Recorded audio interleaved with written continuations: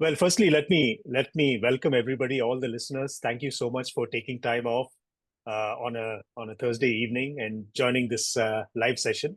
Want to let you know that this is brought to you by AI Pod, which is a WhatsApp community of AI enthusiasts who watch one AI generated video every day, a podcast every day, and also by Axel, which is AI Center for Startups and Excellence, which is a one of a kind Center of Excellence being created at IIT Alumni Center, Bengaluru, with the support of Government of Karnataka. So thank you all once again for joining. And sir, we have Shri Abhishek Singh IAS officer, senior IAS officer, who is the additional secretary to the Ministry of Electronics and Information Technology, as well as the CEO of IndiaAI Mission. Thank you very much, sir, for making the time. Thank you. It's a pleasure to interact. I've been following the WhatsApp group and the discussions and your other videos on several topical issues. So very, very relevant. Thank you for doing this. Happy to be here interacting with you all. Yeah, I should let everybody know over here. I got to know sir through the WhatsApp group, and I reached out to him. Actually, that's how this has worked out. So again, this is great. We have never met in person. We have never met in person. In fact, I haven't even spoken to you till a few minutes ago. Yeah. So wonderful. Thank you. So before we get started, so I went through. I want to really kind of double click on the 7 pillars of the IndiaAI Mission. But before we get started, sir, it'll be great if you can give us a little bit of the background. When did the IndiaAI Mission start? How has it progressed? And specifically, I want to know, did anything change after what everybody calls the Deepseek moment? See, of course, Deepseek is much more recent. In fact, but I would like to go back. India, our national strategy on AI, focusing on AI for all, was finalized way back in 2018. And since then, we were trying to work out on what all India needs to do for AI. In between, COVID came, so all funding for all important projects were kind of shelved for around 2020, 2021. But around 2022, we got an approval for a national program on AI, which was a smaller version of what we see today as the India AI. Just give me a sec, sorry. One second. Sure.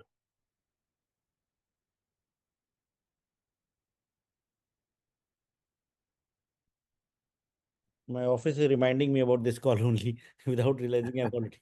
Anyways, so we were working on the national program on AI, which was a scaled down version of what we see today. But around 2021, we were trying to identify what are the other issues that we need to address. So we were trying to get approvals for a larger program. So around 2022, we kind of did extensive consultations with the startups, with researchers, with entrepreneurs, with regard to what all we need to do for AI. And we tried to identify what are the gaps which are there in our AI story. So we set up 6 working groups, which kind of went into all aspects with regard to building the India's AI story, especially the follow-up of DPI. And after the G20, we kind of said that AI can give more power and more strength to our digital public infrastructure. It can make services much more accessible. Voice can be a major medium for access. We got approvals for the Bhashini project to begin with. Bhashini is an NLP project through which we are building tools for speech to speech, speech to text, or tools, and these APIs are available. And today Bhashini is used extensively across Government of India portals. In fact, the Parliament is using it for language translations, and the APIs are being made available to various startups and everyone else. So the Prime Minister's office asked us to prepare a plan, and based on the consultations and based on the report of the 6 working groups, we identified the gaps. And based on the gaps, the 7-pillared approach to the National AI Mission was formulated, and we got the approval of the cabinet last year on 7th of March 2024, just before elections. And the 7 pillars kind of ranged across the entire AI ecosystem. The biggest bottleneck that we were told by everyone, right from startups and researchers and academics and students and industry, was that access to compute.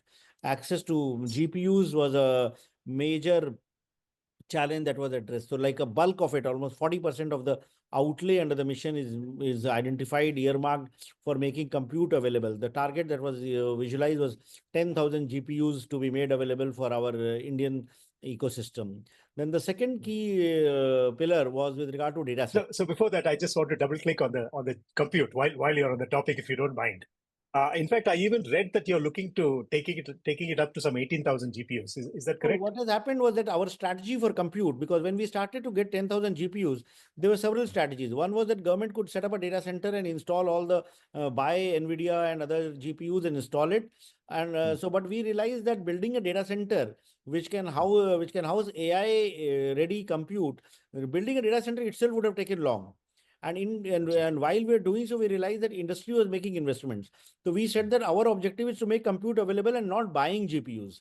So what we did was that we decided to empanel service providers, empanel private sector players who will invest in the compute infrastructure. And we said that let the market decide what compute is needed, whether we need AMD 325s, whether we need H100s, whether we need B200s, or whether we need Intel Gaudi, or Amazon chips. So we left that choice to industry, and we said that we will kind of empanel service providers who will provide compute, will set up compute, and the end users, the startups and the researchers and industry, those who take it, they will get a subsidized access.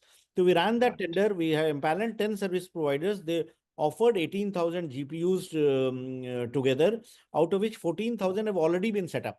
So as on date, so which means these empaneled service providers are the ones who actually buy the GPUs. Is that correct? They are the ones making the investment. Yes, they have already So bought. you will be subsidizing the people who are accessing the GPUs. Is that correct? So yeah, correct. So we have got an average rate across the entire array of GPUs which are available. We have an average rate of 115 rupees per GPU per hour. And on top of it, we are offering a 40% 40% of the cost will be borne by the IndiaAI Mission. So the end user will get it at a rate of 67 rupees, which is per GPU per hour, which is less than $1, when the market people are getting at around $2.5 to $3 an hour. So that way, compute access has kind of being resolved to some extent. And the empanelment process is also not that we have done a one-time empanelment. It's a continuous empanelment. So every 3 months, new players can come in, new GPUs can come in. The next round of bids are due on 30th of April.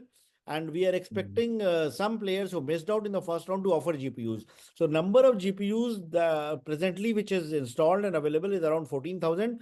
And I hope that by 30th of April, we'll have another 10 to 15,000 GPUs that will be added to this kitty. Oh, wonderful. I heard last time, at least our speaker last time mentioned that after Biden, just before Biden, he left, he brought in some kind of export restrictions. Yeah, right. So how did we overcome that, or are we working under those constraints? So the AI diffusion order says that they puts limits on countries to have access to GPUs. We are not in the preferred group of countries. There are 18 countries who have no limitations. We are in the category 2, wherein we can have access only up to 50,000 GPUs in 3 years. And beyond that, if we would need end user authorization with regard to what purpose for which it is being used. So we have been in touch with the US side. In fact, we had a meeting at the Paris AI Summit with the American representative Lynn Parker, Shriram Krishnan were there. So they said that, yes, the restrictions are there, but for the case of India, that will not come as a bottleneck. And over and above, there are also limitations on individual companies like Amazon or Google or Microsoft or NVIDIA. They can only install a certain percentage of their global GPUs in a particular country. And that number is pretty low, only 7%. So they are also facing problems. So these big tech hyperscalers have also taken up with the American government. And we are trying to work about it. And though it's very difficult to predict what may come from the US these days, but given that we are generally regarded to be a trusted partner, we hope that this will not prove to be a bottleneck in our AI story. But right now, there's no bottleneck. I mean, we've got 14,000. We are much below 50,000 threshold. And currently, the usage is also very limited. But we hope that with the foundation, with the call for proposal for foundation model that we have put in, the demand will grow up. And very soon, we'll be able to, we'll need to request US to relax the 50,000 constraint. In fact, that was my question. Is there enough demand for this many GPUs? Demand is building up. Like, for example, we published the second pillar about the IndiaAI mission is about foundation models. Because right Yes. now we are all using Llama 3 or Grok or Deepseek, Gemini and or Deepseek or OpenAI. So we don't have any Indian foundation models. So one of the objectives of the IndiaAI mission is to build up an Indian foundation model. So towards that object, we had published a call for proposals on 30th of Jan. And till date, we have got almost 200 proposals for building foundation. So there is the demand. If all of them are selected, the demand will be much more than what we have. So what I feel is that in the days to come, and the number of startups who are building applications or training models or doing inferencing, we will see a growing demand for GPUs here. 200 is very impressive. So these have come from where? From private industry or institutes or Private industry, institute combined, research combined. There are startups. In fact, there are many who are from Bangalore who have applied. There's a very upcoming startup called Sarvam AI, which is yes. building something. There's a Core Over. There is Ola, Krutrim, so multiple players. So we are also seeing researchers, IIT Bombay making a proposal, IIT, several of the IITs making proposals, Indian Institute of Science making proposals. We also have several people who are in the US planning to move to India, set up companies here, Oh, trying to build interesting. foundation models. We are seeing very enthusiastic, encouraging response from the community. And these foundation models you're looking at are primarily using Indian data for Indian use cases, or you're looking like at a Llama or a DeepSeek kind as well? Ultimately they will aspire. So like what we have got is that we have got like in the first round we got 67, in the second round we got 120 applications. So out of 67, 20 were 22 were large language models, and around 45 were smaller Small. language models, like for example focusing on a sector like an health LLM or something to do with education or agriculture. So we have a combination of all. So we do believe that ultimately we will be able to see a state-of-the-art foundation model coming in from India, which will be able to compete with the best in the world. And how would you support? You provide financial support for this We besides will be providing the subsidizing fund. GPU? We'll be providing the financial support, and in this case, it will not be 40% of the GPU cost. It will be like almost 100% of the GPU cost plus an addition over the cost of their engineers and personnel or data or getting data sets. So other costs also, the engineering cost will also be provided. And where are we at this? I mean, you've received 200. Is the selection We going are in the on? process of evaluations. Hopefully, in the next 2 weeks, we'll be able to identify the first set of proposals that will be funded. Oh, excellent. And when do we expect to see some results from this? Well, it's very difficult to speculate, but from what I believe is that they would need, once they are selected, once they get the funding, once they get access to compute, they will need a minimum 6 to 9 months of training the model. Yeah, correct. But by the way, I just want to let everybody listening in know that Sir and I are going to speak for maybe 30, 35 minutes. You can post your questions. You need to post them in the Q&A box, not in the chat box. Put your questions in the Q&A box. I'll look at it after we finish and ask Shri Abhishek Singh your questions. Okay, maybe it's a good time for us to move on to the next pillar, sir. Yeah, so the On other pillar is about data sets. data sets. So Yeah. see, in AI, we do have talent and compute is there. The third key thing that you require is data sets. So for that, we launched a portal called AI Kosh, Yes, I saw that. AIPOD-CAST, which is the first version of the portal has been launched. And right now it has got 300 plus data sets, plus it's got tools, plus it's got models. So ultimately it will be built up. More data sets will be added. So it's the intent is to make it something like an Hugging Face of India, wherein all the elements that you need for training a model or doing developing an application or doing inferencing will be available at one place. So government departments can publish data, even private sector players can publish data. Some of them have already done so, and there will be tools to anonymize data sets. There will be tools for privacy preservation. There will be models that can be used for training data. So that's AIKosh.gov.in is already live. I would request those who are interested to access that. In fact, I suggest everybody should take a look because I looked at it before our conversation. Very interesting. I saw Telangana put up a lot of models over there. Any Yeah, specific reasons? No, Telangana has been like one of the pioneers, I should say, and very ahead in AI. In fact, 2020 they had declared as the year of artificial intelligence. So Telangana had done a lot of work in agriculture data exchange, and they have been working on it. So they are, and we reach out to all the states. It just happens that Telangana was the first to respond, and we got a lot of data sets from Telangana. Yeah, and I even saw, inflation data, WPI data, and all that as well available over there. No, we are getting Fascinating. census data. We are getting, so because see, a lot of these data sets are already available on multiple portals. But what happens is that it becomes very difficult to discover. Most researchers and most startups will not even know that a portal like that exists for like for example, agriculture. If you go to Mm. ICAR, there are a lot of data is available. If you go to health, ICMR is a data. If you go to Ministry of Environment Forest, they have air quality data, pollution data, Department of Water Resources, a lot of data with regard to groundwater. So every government department is holding a lot of data sets, but very often they don't have the capacity within themselves to kind of decide which data set they can put in an open domain, which they should put it in a licensed domain. So what we are doing is that we are setting up data management units in each of the government departments, helping them curate the data sets, identify, classify the data sets into open, restricted, or prohibited categories, and then publish it on the AI Kosh, and then provide APIs for those who want to consume these data sets for building models. So this entire thing is being done by our team at AI Kosh. Yeah, in fact, I didn't see the APIs as it, but I saw plenty of data sets over there. At least 300, as you said. Yeah, There are so at least 300 is 300. just starting. We, Yeah. like I would like it to go to at least 500,000 very soon.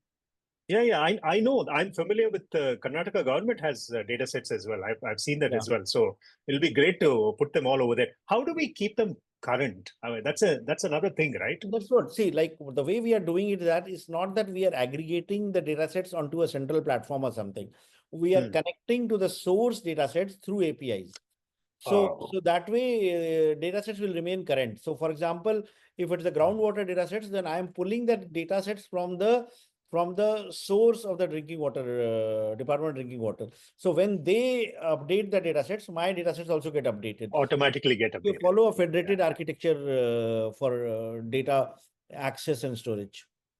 Yeah. Well, what about data from private companies? I mean, there are so many use cases. Is there some kind of what shall I call it, for lack of a better word, some kind of an incentivization to private companies to share data? I'll just give you an example. I mean, if you take Uber, even Bangalore is good enough given the traffic conditions. If one was to get anonymized data of rides over a period of time, one can think of much better planning on all fronts. In a crowded city, in a high traffic city like ours. So is there some incentive program you have in mind? We are working on it. We are working on it. Right now, we have published an expression of interest. And what we are trying to say is that let them publish the data sets and let them decide which data sets they will provide in an open to access format and which data sets they will provide under a licensing regime. So in licensing regime, ultimately, they will be able to put a cost to that data set. Yeah.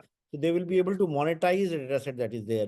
But we have, since the platform is just building up, we have not highlighted that part at this juncture because we don't want people to kind of say that government is selling data and that kind of narrative. So those things also become very, very sensitive. So it will evolve. What we are saying is that the data owner will decide the terms of licensing.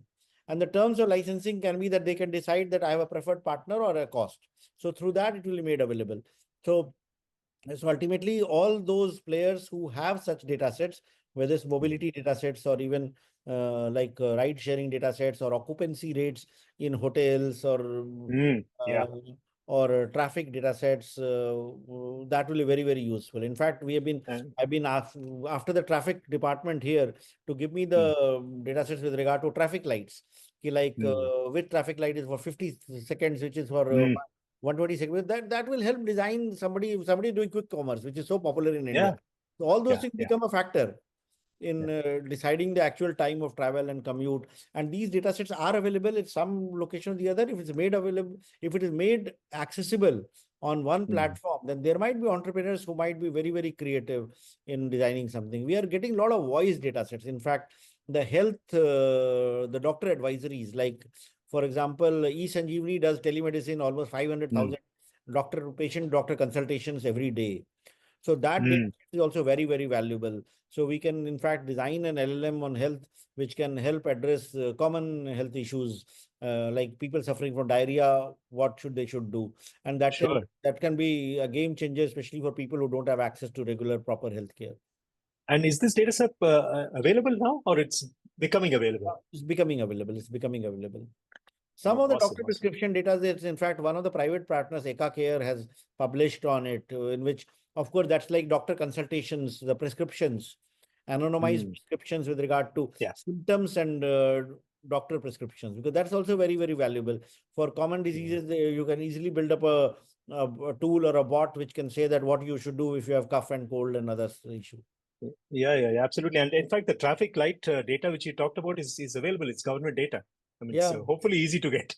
Yeah, speed breakers, locations of speed breakers, locations of, yeah, so there are multiple. And what we are also said is that those who are building AI applications can kind of request for data sets also. And then our team will then kind to try to find out where the data sets are and try to make it available. So it will be like a lot of joined up effort in Yeah, order.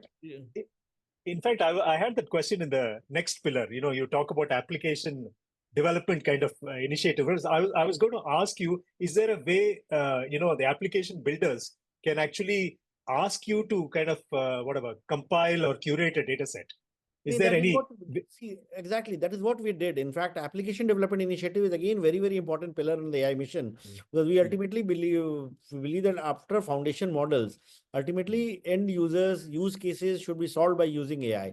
So what we did was that we asked for problem statements from the various government departments. In the first round last year, we published 14 problem statements across 5 themes. The 5 themes chosen were agriculture, healthcare, climate change, governance, and learning disabilities. And across these 5 themes, 14 problem statements, we got 900 applications from startups and researchers proposing for solutions. And they went through a very strenuous round of scrutiny, evaluations, presentations, and finally we could identify 30 solutions which were mature enough to, which were like found to be like at a particular stage that they can go on to develop a solution that can be rolled out at national scale. So these 30 were awarded 25 lakhs each on 6th of March. And then now the concerned departments, the health solutions are being mentored by ICMR and health, so that they will try to see how accurate they are and what way they can improve agriculture solutions or solutions for detecting heat wave and other kind of inputs which are there. So these solutions are now being mentored by the concerned departments for scaling up and deploying at scale across country. Like, for example, there is a solution for detecting tuberculosis by using AI. Yeah, so that solution is quite mature. So how do we ensure that all the hospitals, all the primary health centers which have got an X-ray machine, but they don't have a qualified radiologist, can this solution be deployed there? So now we are working with the health ministry and the state government for deploying that, because real value will come when we move away from a proof of concept or a pilot to deploying at scale. And any solution that works at that level, it will become better. It will get more data sets to train it better. And then this will become like our next generation DPIs.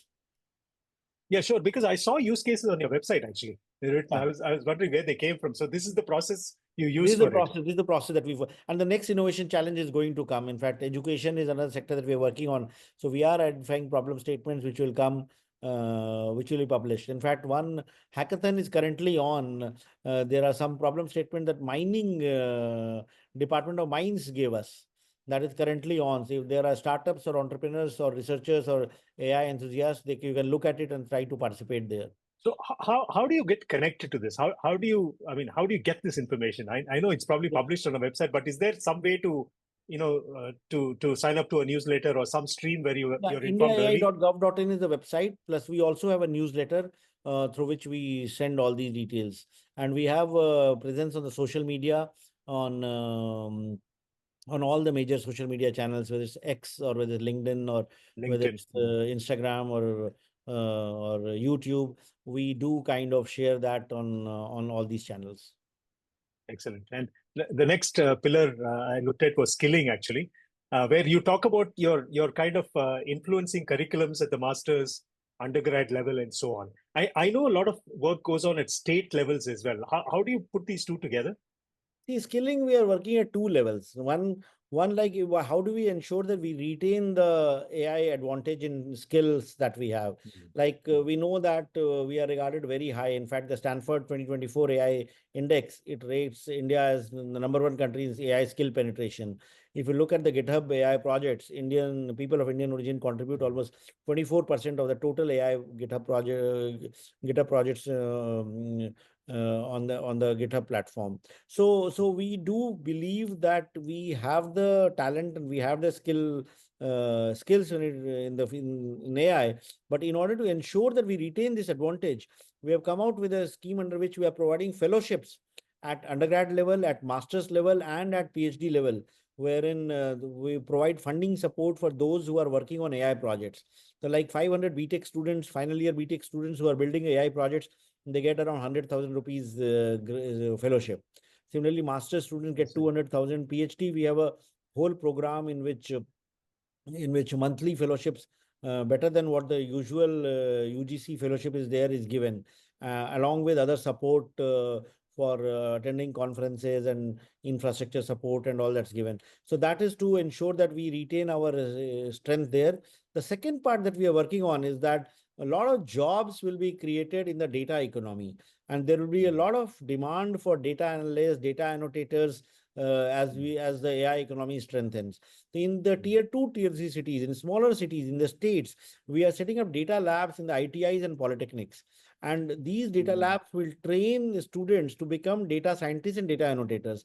And we got a curriculum developed in partnership with industry, and NCVET, the National Council for Vocational Education and Training, has accredited this course. So it will earn them credits. So this course is being offered across all these data labs. And we hope to train around 150,000 data scientists in the next 3 years.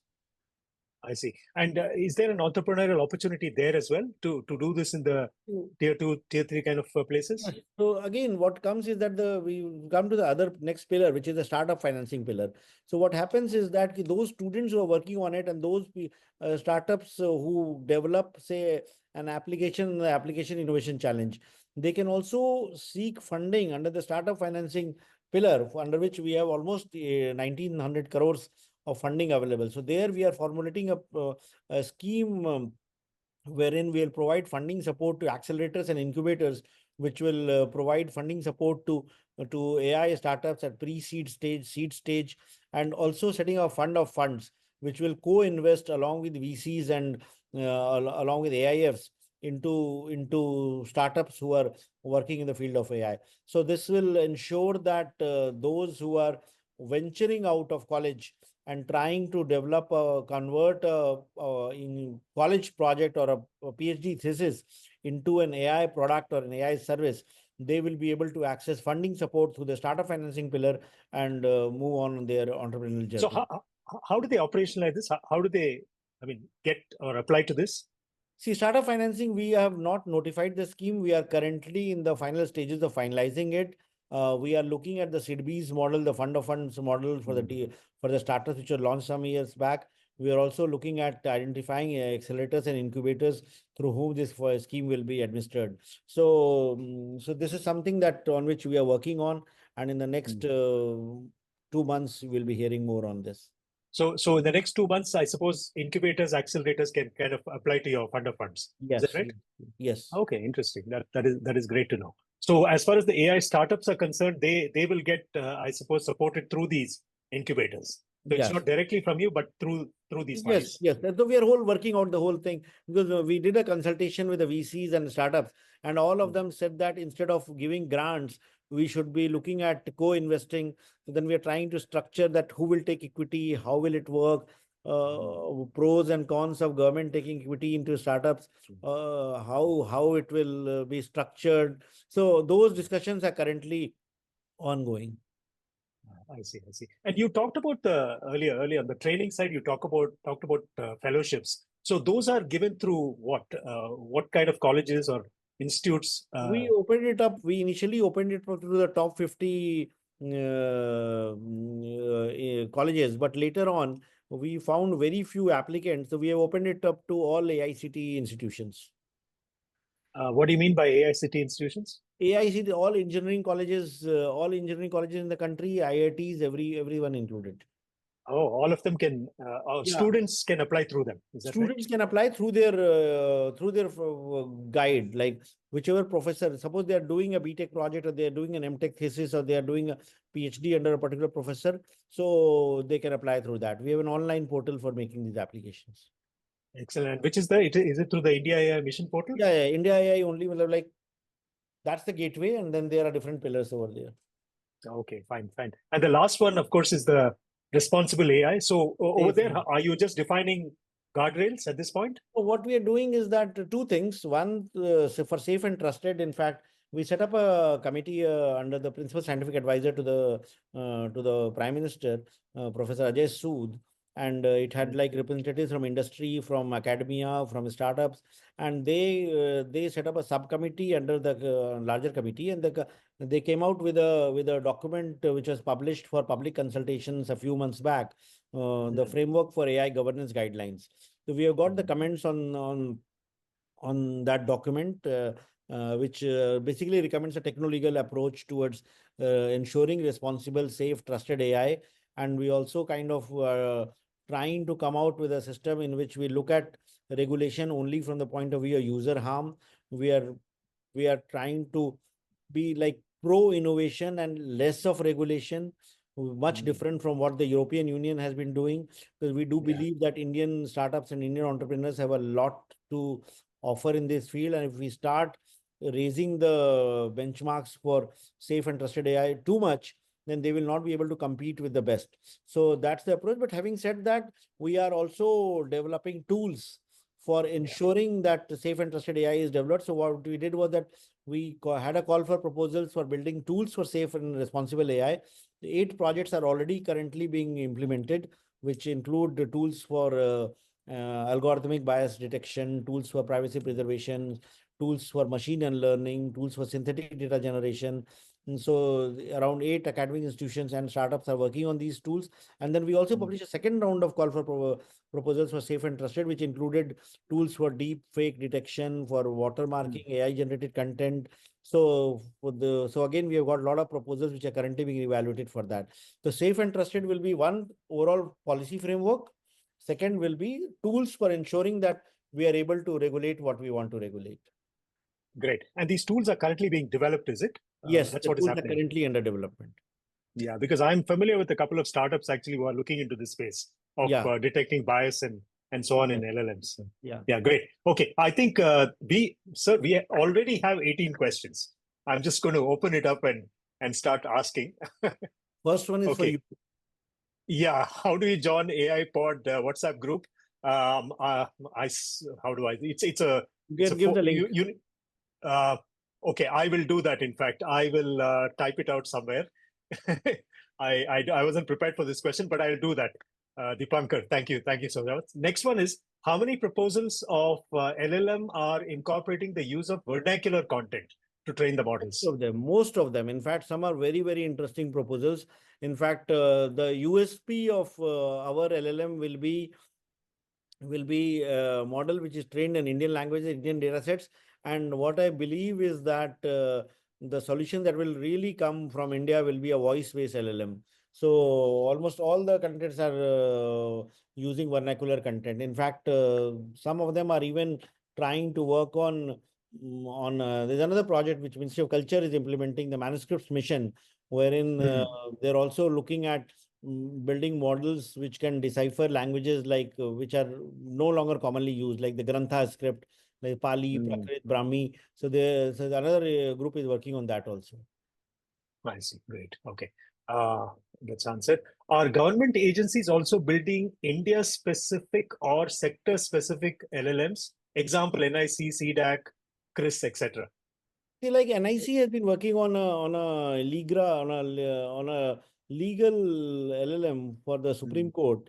in which they are trying to ingest the entire legal data, like the case records and the previous judgments and everything, and trying to build up a LLM wherein if there's any similar point of law comes in, and if a judge wants to get some reference with regard to if there has been any precedence on that legal matter, they can draw in. So NIC is working on it. CDAC has also been working on similar such proposals. Chris, I'm not aware, but yes, there are efforts within the government also for building sector-specific LLMs. Cool, cool. How could we get access to this GPU infrastructure as a startup? Is there a qualification criteria for it? The compute, you can go to indiaai.gov.in, and there is a end user policy, which defines who is eligible and the process for applying that. So you can go there and look at it. The end user policy defines which are the startups will be eligible for getting it. Great, excellent. Okay, is there a strategic advantage for the government to incentivize the creation of an LLM to compute with the likes of ChatGPT, Deepseek, etc.? Given that they have already got such an advantage in fast saturating markets. Won't it make better sense to incentivize more focused, less served use cases? This has been a debate for a very, very long time, and many reputed people, senior people, have been saying that India should not build up a foundation models and we should become the application use case capital of the world. But what we strongly feel is that this is a very strategic sector, and for a country or like India, which has got the talent, which has got the capability for building it, we should be doing it because several reasons. One, there can be restrictions on usage of models in the days to come. Sure. We have already seen the diffusion order, which is limiting GPUs, and there might be a case in which models will be get restricted. Second, open source models might not remain open source always. We know OpenAI was open source, no longer. Llama 3 is open source now, but we don't know how long will it be. So dependency on for models is something that we need to avoid. Third, there's a lot of Indian, we need to truly remove the bias from the models. We need to train the models on Indian datasets, Indian languages and all. There's ample reason for building up strength and capability in this sector. And this is important because we need to, because we know that just like technologies like nuclear research and space research were restricted, and a similar thing can happen in AI also. So we are trying to do that. Yeah, it's a strategic necessity, I guess. Yeah. Next question, sir. Community project UN Value invites your thoughts. I didn't quite understand the question here. Oh, One second. Partake. Okay, sure.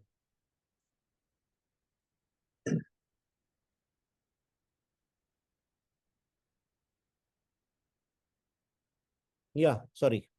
No, okay. There's a link which has been sent to you. I'll send it to you separately. Anyway, there's not a question. There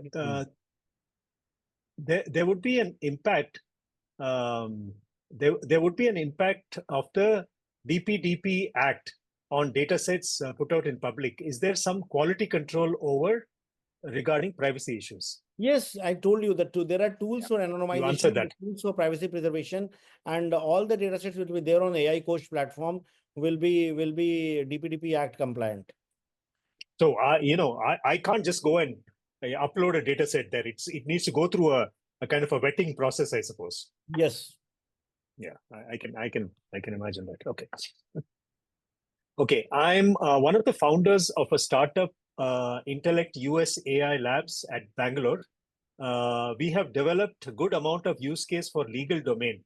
To scale up our venture, we are looking for angel investors. We tried with few investors, but not successful so far. We need your help. Can I answer this, sir? Can I take a first shot? They can send us a mail. We'll try to see what can be done. Yes. Send a mail, but I just want to say that please be at it. It's not that easy. Just a few presentations to investors is not enough, so you just need to be at it. And please send an email to sir. Okay. What is the guidance on foundational model? How many more rounds will be considered? How many more rounds of applications? I think number of applications that we have got is much more than what I was anticipating. And presently, we are overwhelmed with the effort that is required to actually scrutinize and evaluate them. So I believe after 15th of April, we'll take a pause and we'll evaluate all the applications which have come. And then if needed, we'll have another round. Okay, cool. Okay. So people still have time to, make their applications, I suppose. That's what I think. Okay. Telecom company data is critical. Any plans to get that from, say, BSNL? Yes, we are working on mobility data. We are in touch with all of them. It will come over some time. Okay. Where can I find free data set? Not too sure. Free data set for AI. AI Kosh. AI Kosh, yes. Okay.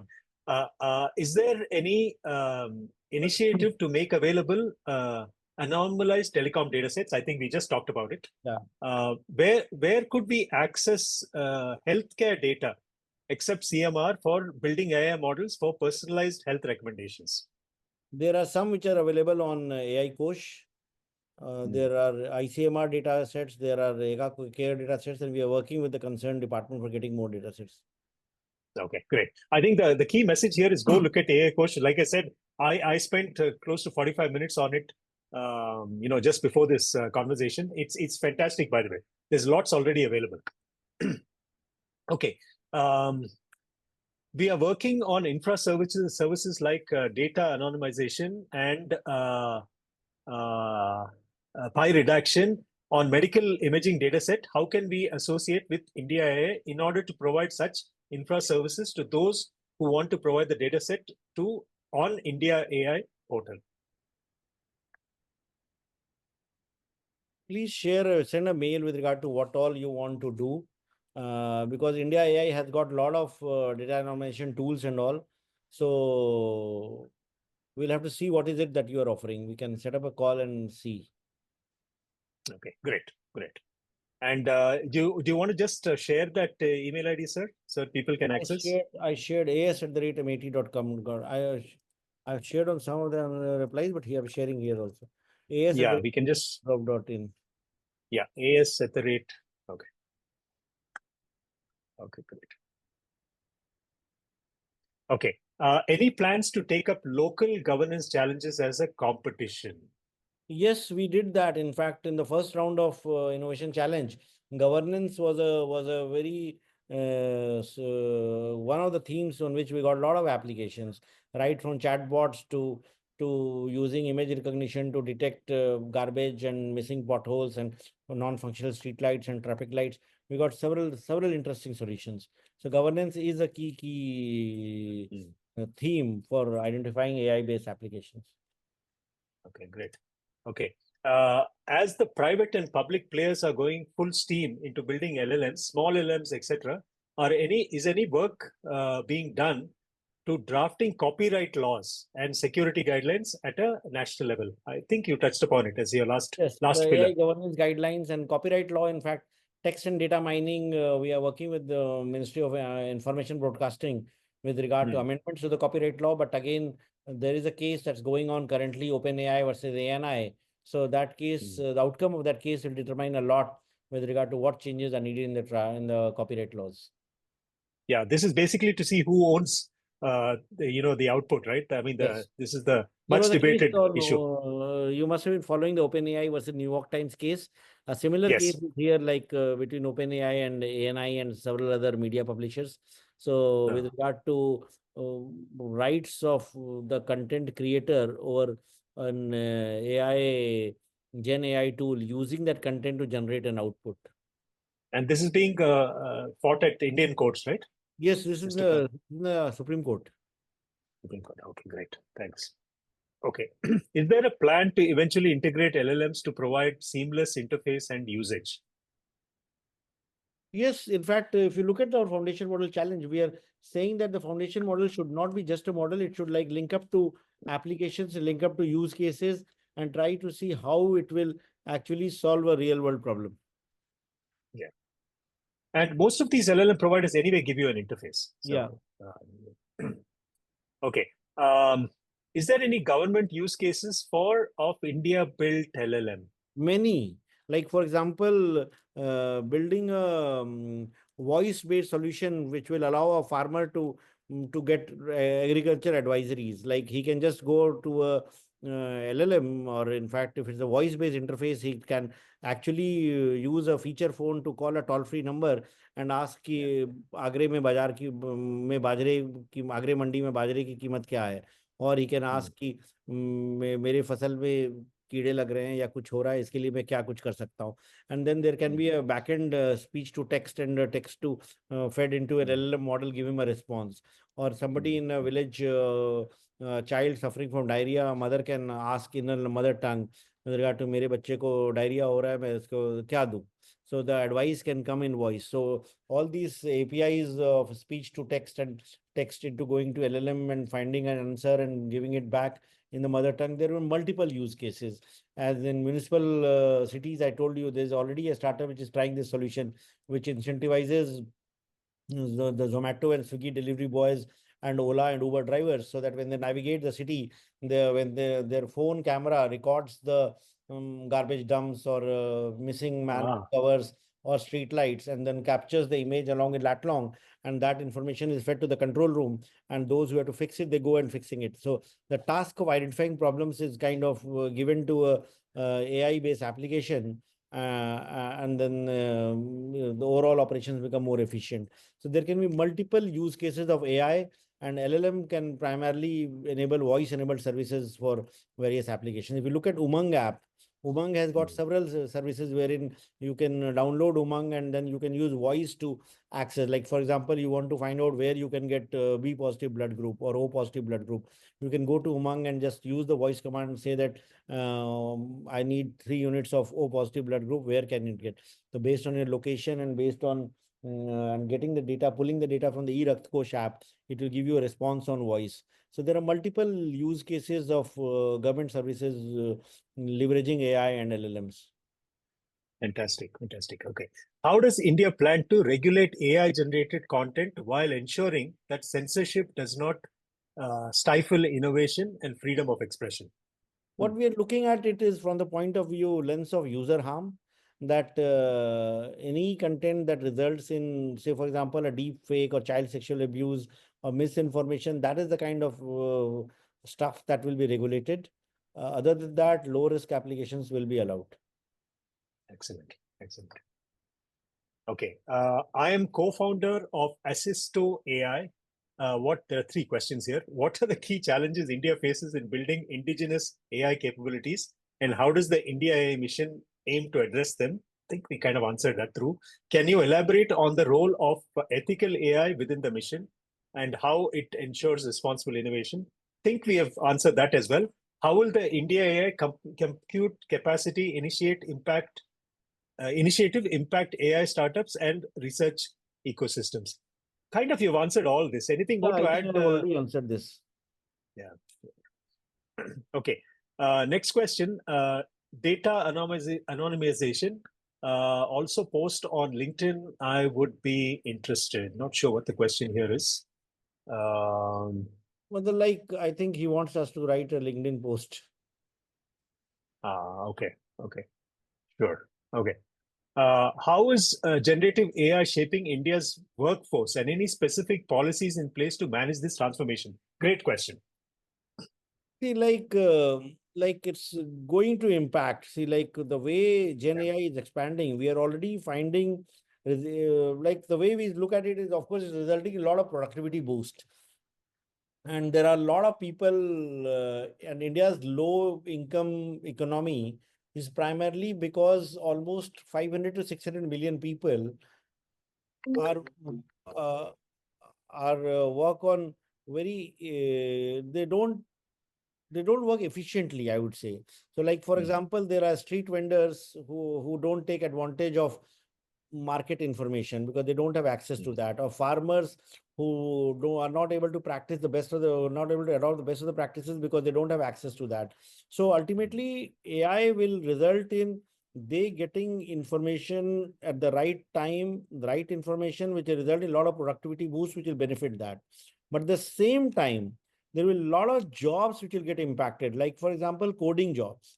We all know that AI-based coding is become much, much more efficient than usual manual coding. So the job of three coders can be done by one coder. So what happens to the remaining two coders?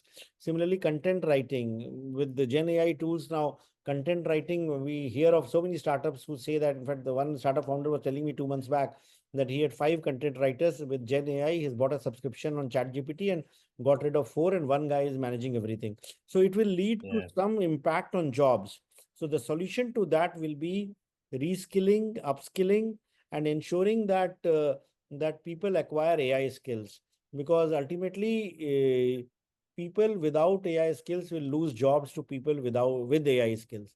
So this becomes very important. So in government, we have set up a portal called Future Prime Skills, which has got a lot of content with regard to training people into data science, into data analytics, into artificial intelligence, and the emerging technologies. So that becomes very important. We are bringing it AI as a part of curriculum in all engineering colleges. We have also introduced AI as a subject at class 10th and 12th level. So at all levels, we'll need to work very strongly on skilling, reskilling, upskilling in order to ensure that that people don't get impacted. Otherwise, we do have a challenge, especially the jobs in the ITES sector. And is that again one of the training pillars? This Yes, initiative as well. the future skills pillar, the AI future skills pillar is primarily focusing on that. Okay, great. Okay. Okay, this is a pretty long one. Let me quickly go through it. Community project form, co-created, listing of this author and the project, joint venture to create. I suppose you're also reading it. I'm not too sure what the question here is.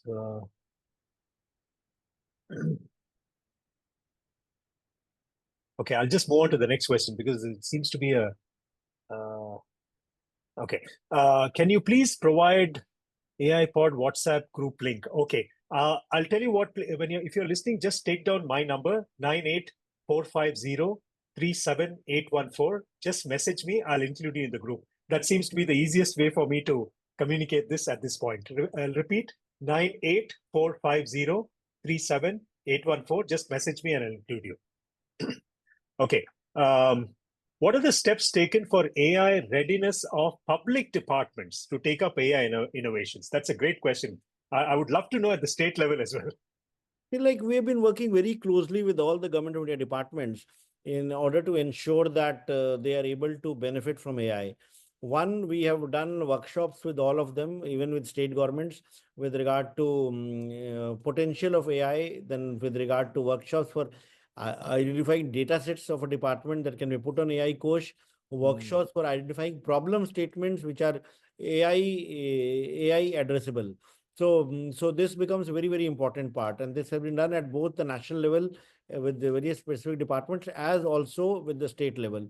The other part that has been done is that Government of India set up a portal called I Got Karamyogi for skilling government servants. Incidentally, I was the one who was the first CEO, and we set up that portal 2 years back. And it has got a lot of courses on AI. The AI 101, from AI 101 with regard to what AI is, how it works, to courses on data science, data analytics, database decision making, as also courses on using ChatGPT, using generative AI, and the risks which are there. And AI related courses are one of the most consumed courses on that platform.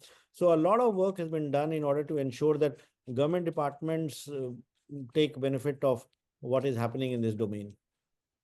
Can you mention that site again for everybody's benefit? I got karamyogi.gov.in. Okay, got it. Okay.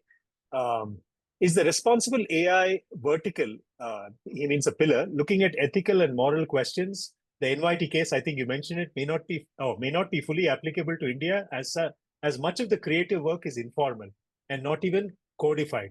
Also, issues like gender, religion, caste, etc., biases getting coded in the India-specific LLMs.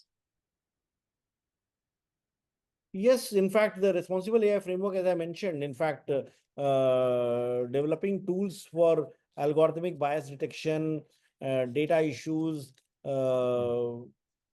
tools for ensuring that caste biases are not there, for testing of AI models and applications. All it is being done under the safe and trusted pillar of India AI Mission. Cool. Okay. Any partnership or collaborations planned with other countries, international organizations, or companies? A lot. In fact, we were the chair of the Global Partnership on Artificial Intelligence last year. We hosted the GPA Summit in Delhi in December 23 and July 2024. And then India was was the co-chair at the AI Action Summit at Paris this year, where our Honorable Prime Minister and President Macron were there at the inaugural and the other sessions. We have been in talks with the OECD, with US, with other countries with regard to AI regulation, with regard to democratizing AI, with regard to making compute algorithms, datasets more available, accessible, especially to the countries of the global south. We have been conducting training sessions for many countries, low and medium income countries, and we are also going to host the next AI summit, the series of AI safety summits. In fact, the first one is in Bletchley in 2023. Then last year in Korea, the Safety and Innovation Summit. This year in Paris in AI Action Summit, and next year most probably we'll be hosting the AI Impact Summit in Feb 2026. And how you, I mean, these are summits already, but how is the collaboration kind of, what's the framework We you're are looking part at? of all the working groups. We are a part of all the forums, like the UN high-level advisory body on artificial intelligence. We were represented there. We are part of the Friends group on generative AI, which is moved by Japan after the G7 Tokyo summit. So all these international collaboration works in the sense that you highlight your issues, your agendas, and then together you come with a consensus for developing a global governance framework for AI. Okay. How are we making sure that all the usage and benefits of these LLMs linked to common man benefits are communicated and training is provided to use these? Which is basically, how do you get the message across to the masses? I guess that's the question. We do have, see, India AI portal also has a course called AI for All. We do a lot of advocacy with regard to what AI can do, what AI cannot do. So that is being done, plus the risks which are there. So when we have a awareness communications vertical which tries to work on it, but I agree there's a lot more that we need to do. Right. And I think forums like this, even though I know only 200 people registered for this today, forums like these also, help in communicating the message. I have another question here on the WhatsApp number. I'll repeat one last time, 98450378114. And the recording of this, by the way, this conversation will be available on YouTube. All of you who have registered through your email address, you will get emails with that. And it'll be on LinkedIn as well. So you can get the number because all this is being recorded. Okay. Okay, we are 7:57. We have exactly 3 minutes to finish. Sir, is the AI mission also working with industries to collect data sets for physical AI? Interesting. Yes, in fact, one of the applications that we got for the foundation model was a robotics LLM. So like that is there, but right now we do not have too much data sets in this field. But given the way AI is evolving from Gen AI to agentic AI to ultimately robotics and humanoids, there will be plus the whole applications in autonomous vehicles and all. There will be a lot of need for data sets on physical AI. Yeah, talking about autonomous, kind of driving data, you mentioned an application, right? That the Swiggy drivers and the Ola drivers can have some kind of a phone camera which will record the garbage and potholes and all that, right? That itself is great data for that, in a way. Yeah, in fact, that is already in place. In fact, it's not something as a concept stage. There is a startup called Nayan Tech which has already implemented this. I see. Okay, great. Okay. 7:58. I'm conscious of time. Is the GPU full form? Yes, it is graphic processing unit. You're right. Community project value is joint venture created by AI-led. Okay. Okay, one last question I'm going to take. Are there any plans to create AI frameworks like TensorFlow, PyTorch, OpenCV, and robotics? I think these are libraries. Is there any plans? Yeah, there are research projects which various institutions, IITs and all doing.